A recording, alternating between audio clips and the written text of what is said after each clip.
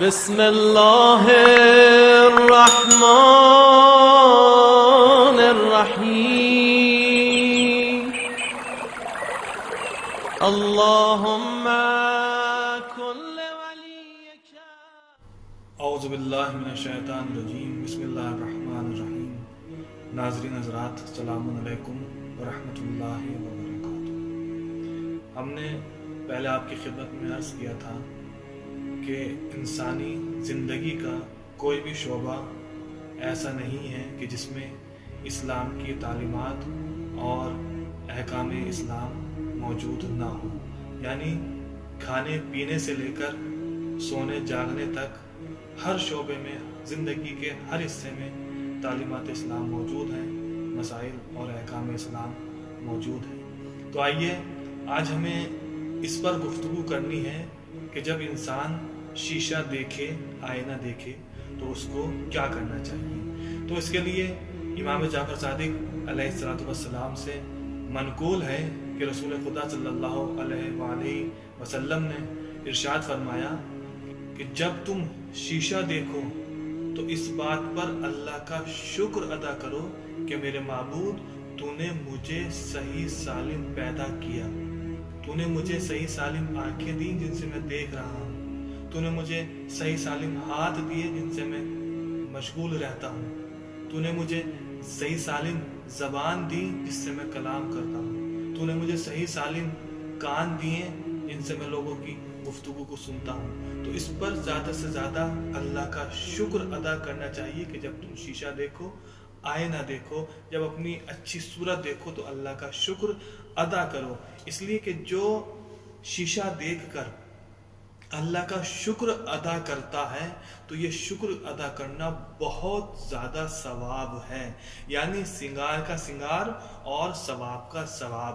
ایک اور دوسری روایت میں ہمیں ملتا ہے کہ پیغمبر اسلام صلی اللہ علیہ وآلہ وسلم نے مولا علی سے ارشاد فرمایا کہ یا علی، جب آپ آئینہ دیکھیں تو اس دعا کو ضرور پڑھا کریں۔ کون سی دعا؟ کہ اللہم کما حسنتا خلقی فحسن خلقی برزقی، کہ یا اللہ جس طریقے سے تو نے مجھے اچھا بنایا ہے اسی طریقے سے میرے اخلاق کو بھی اچھا بنا دے، میرے کردار کو بھی اسی طریقے سے اچھا بنا دے۔ اور جناب رسول خدا صلی اللہ علیہ وآلہ وسلم کا یہ معمول تھا کہ جب آپ شیشہ دیکھتے تھے، کنگھا کرتے تھے تو اس کے ساتھ ساتھ اپنے اہل و عیال اور اصحاب کو بھی حکم دیتے تھے کہ تم زینت کیا کرو، مزین رہا کرو، اس لیے کہ اللہ کو یہ بات پسند ہے، بہت اچھی اللہ کو یہ بات لگتی ہے کہ اس کے بندے اپنے عزیزوں سے، اقارب سے، رشتہ داروں سے مزین ہو کر ملاقات کریں، یعنی جس حال میں ہیں اسی حال میں ملاقات نہیں کریں بلکہ آمادہ تیار ہو کر مزین رہ کر اپنے رشتہ داروں سے ملاقات کرنی چاہیے۔ اسی لیے رسول اللہ نے فرمایا کہ تم مزین رہا کرو، زینت کیا کرو، آمادہ اور ہر وقت صاف ستھرے اور تیار رہا کرو۔ تو دین اسلام میں صاف ستھرے، مزین، مرتب، آراستہ، پیراستہ، پاک و پاکیزہ رہنے کی بڑی ہی تاکید کی گئی ہے، یہاں تک کہ اگر کسی شخص کا ایک بال بھی سفید ہو تو اس کو بھی کلر کرنے کو دین اسلام میں مستحب قرار دیا گیا ہے۔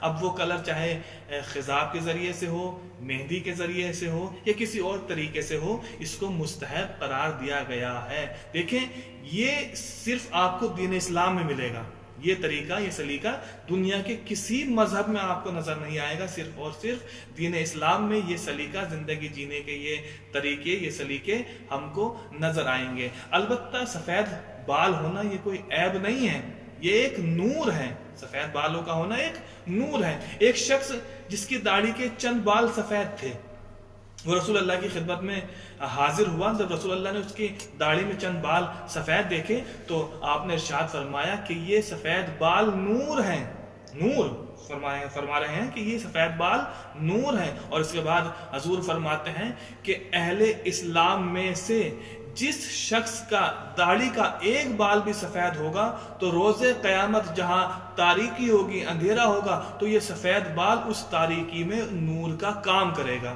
غور کیا آپ نے؟ تو یہ سفید بال نور اس کے لیے ہوگا کہ جو داڑھی رکھتا ہے، جو داڑھی نہیں رکھتا اس کے لیے نور بھی نہیں ہے. تو نور تو اس کے لیے ہے کہ جو داڑھی رکھتا ہے. اس کے بعد اب یہ شخص دوسری مرتبہ اپنے سفید بال کو کلر کر کے رسول اللہ کی خدمت میں حاضر ہوا. جب رسول نے اس بال کو کلر دیکھا تو رسول اللہ نے فرمایا کہ ماشاءاللہ اب نور بھی ہے اور اسلام بھی ہے.